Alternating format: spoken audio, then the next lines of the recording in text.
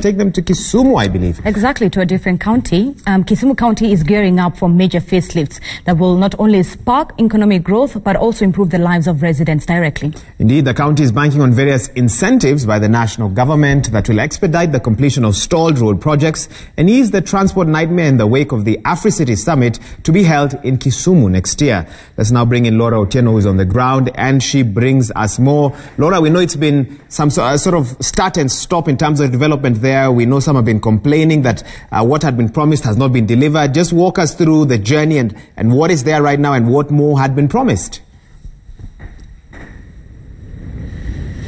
Well, indeed, Wahiga, in terms of what has been promised, Transport CS James Macharia was in the county yesterday, and he had revealed that the construction of the Kisumu-Kakamega Highway will be completed. It is a road project that has stalled for close to 5 years. It was designated in 2015, and it was to be funded jointly by the World Bank and the government of Kenya at an estimated cost of 2.6 billion shillings. But then some part of the road was completed, but there is a 4-kilometer stretch that has since been a logistical nightmare for residents that are plying this route.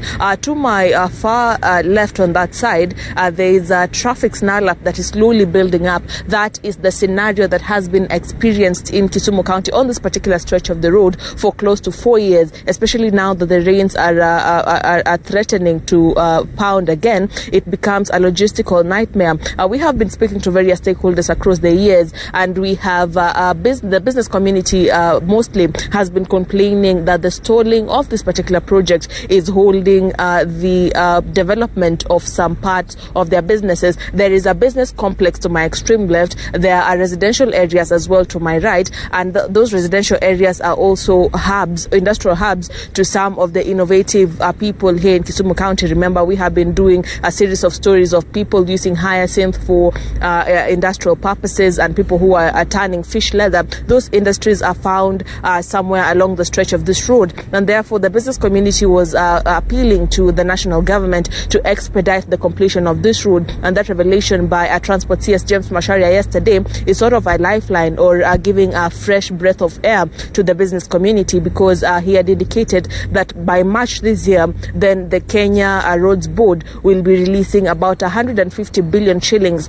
to cater to the projects, the stalled road projects across the country. Therefore, they are enthusiastic that this particular road will be one of the roads that will be completed, as well as the Ahero interchange, which leads down to connects Kisumu County to Homa Bay County, as well as remember, this road will also be very particular in terms of spurring the export market, because the Kisumu port is expected to be commissioned sometime next month, and what this road will be doing is that it will be connecting Kisumu and Kakamega counties and the counties within the western Kenya belt in order to ease transport for the goods that will be making their way from that place to the port of Kisumu for onward exportation to the greater Eastern African region. So, of course, that is the major headache that the residents of Kisumu have been having, and therefore we will be speaking to them later on to basically get their views, because that revelation was made by the Transport CS yesterday,